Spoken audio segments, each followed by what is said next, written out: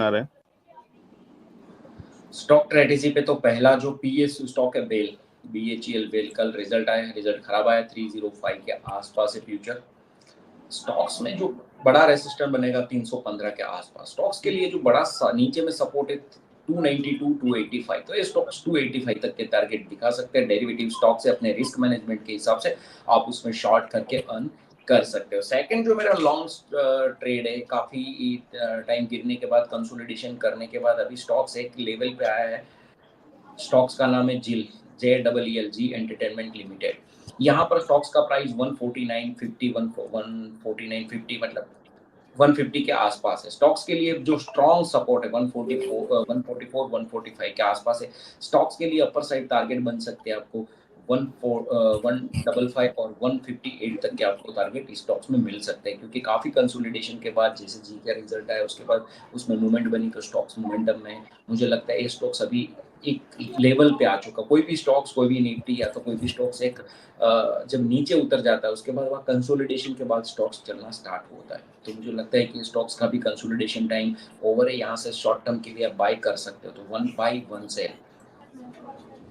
जी, जी में एक बढ़िया ब्रेकआउट कैंडिडेट हुआ क्या सर अरुण जी? नहीं, ब्रेकआउट नहीं, कंसोलिडेशन के बाद बाहर आ रहा है। कंसोलिडेशन के बाद में हाँ, बाहर आ रहा है। ट्रेडर के लिए, इन्वेस्टर के लिए नहीं। ट्रेडर के लिए वो बाय सेल करके ट्रेडिंग कर सकते हैं। इन्वेस्टमेंट के लिए ये स्टॉक्स नहीं है, थोड़ा वेट करिए इन्वेस्टमेंट के लिए। ठीक है, तो एक BHEL दे दिया है अरुण जी ने, और उस पर मुहर तो सरकार से भी लगी हुई है। होम मिनिस्टर से लेकर के प्राइम मिनिस्टर तक कह रहे हैं 4 जून की बड़ी तेजी और PSUs में निवेश करें। ऐसा है सर, नाउ नो क्वेश्चंस। अगर अबाउट किसी भी क्वेश्चन पूछे, किसी को ये डाउट नहीं है कि बीजेपी गवर्नमेंट नहीं आ रही। डाउट ये है कि यहाँ पर सीटें कम होगी। अगर यहाँ पर 300-320 सीट आती है तो मार्केट बहुत नेगेटिव ले लेगा, क्योंकि फिर आएंगे स्टेट इलेक्शन। स्टेट इलेक्शन में बीजेपी को दम आ जाएगा, क्योंकि अभी तो सीटें नेशनल लेवल पे, फिर स्टेट इलेक्शन में हावी हो जाए जो लोकल पक्ष है, लोकल जो जैसे यूपी का इलेक्शन आने वाला, तो उसमें बीजेपी के लिए फिर वो बोलते हैं ना लोहे के चने हो गए। इसलिए ये इलेक्शन में बीजेपी नहीं आ रही वो क्वेश्चन नहीं है, कितना बीजेपी आ रही है तो कितनी सीट कितनी मार्जिन से जीत रहे, वो ज्यादा इंपॉर्टेंट है। अगर भले बीजेपी 370 हो जाए, 300-400 हो जाए, लेकिन ऐसी 100 सीट होगी जहाँ 10,000 से कम जीतेंगी तो भी मार्केट नेगेटिव ले लेगा, क्योंकि फिर स्टेट इलेक्शन में प्रॉब्लम आएगी। ठीक है, तो मार्जिन लेकिन मोर इम्पोर्टेंट।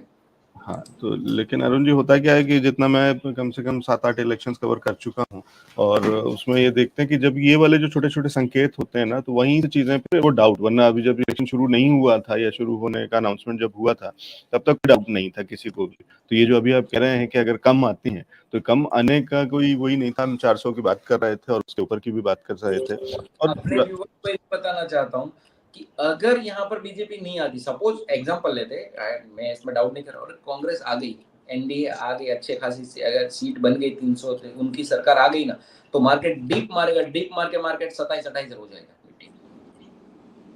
ठीक है, मार्केट को स्टेबल, अगर सही सीटें मिली तो मार्केट उसको रिजॉइस करेगा, पब्लिक बेचेगी, मार्केट भागेगा। ठीक है, लेकिन ये शॉर्ट टर्म के डिप्स आ जाते हैं कई बार, चेंज ऑफ गार्ड होता है। शॉर्ट टर्म पिक डेफिनेटली, वो जो मेरा पहले का लेवल है, जब अपन 2 महीने से पहले बोल रहे तो कि वो इलेक्शन तो से आपने, एक हाँ, बार तो 20,000, वो तो हाँ, दोनों 20,000 तरीके से आपने बता ही दिया अरुण जी कि अगर वो थोड़ी बहुत भी सीटें कम भी होती हैं तो भी वो एक करेक्शन आ ही जाएगा, और उससे ज्यादा कम होती है तो और बड़ा करेक्शन आ सकता है। तो दोनों तरीके से कहीं ना कहीं तो एक करेक्शन तो एक इनएविटेबल है, और उसके लिए आप अपने पास जेब में पैसे बचा करके अगर कैश रखते हैं ऑफ द टेबल, जिसको कहते हैं कि स्क्रीन से बाहर, सिस्टम से बाहर आपके पास नया पैसा रखा होगा, तो वो अच्छा मौका होगा बाजार के अंदर में निवेश करने का, बाइंग करने का। तो वो दोनों तरीके से मिल रहा है। तो ट्रेडर्स के लिए तो अपॉर्चुनिटी है, इन्वेस्टर्स के लिए कोई खास चिंता की बात नहीं है, तो वो एक अलग कहानी है। चलिए, तो ये हो गए अरुण जी के स्टॉक। अरुण जी, और तो कुछ नहीं है लिस्ट में?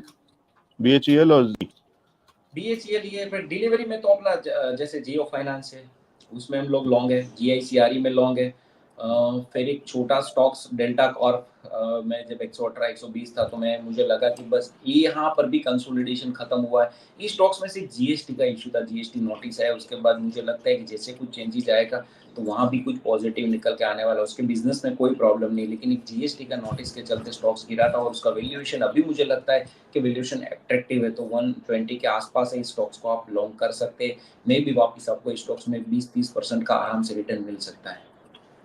ठीक है, तो ये कुछ एक और स्टॉक्स हैं जिन पर नजर रख सकते हैं और किस तरीके से मुनाफा कमाया जा सकता है।